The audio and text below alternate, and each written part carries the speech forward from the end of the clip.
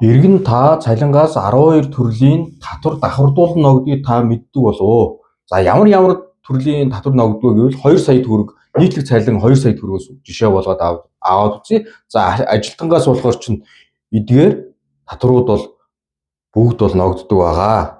За тэгээд гарт олох нь болохоор чинь бид нар сайн мэддэг. Банкээр дансаа шилжүүлж авдаг цалин чинь сая 607 мянга болох нэ.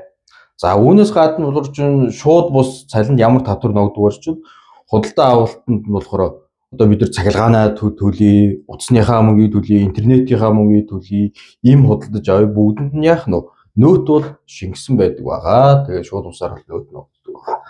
За тэгээд компани одоо цалин өгснийхаа төлөө компани бас татварыг болохоор чинь давхардуулан бас татварууд бол төлдөг байгаа. За тэтгэврт болохоор чинь ийм эрүүл мэнд ингээд за үүнээс болохоор чинь шууд бусаар ямар татвар ногддог чинь хасагдахгүй нөөтгээд 226 мянга ногддог байгаа.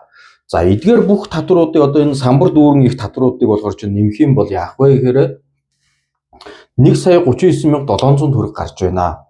За гарт олох цалин сая 607 мянга.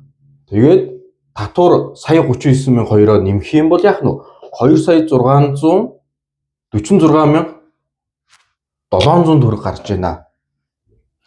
За эдгээр олон төрлийн татвар байхгүй байсан бол яах нь ажилтан та гарт олох нэгэд банкныхаа дансаа сая 607 мянган төгрөгийн цалин авдаг байсан бол яах вэ? Бодит байдалд оруулах 2 сая 646,700 төгрөгийн цалин авах боломжтой байсан гэсэн үг байна.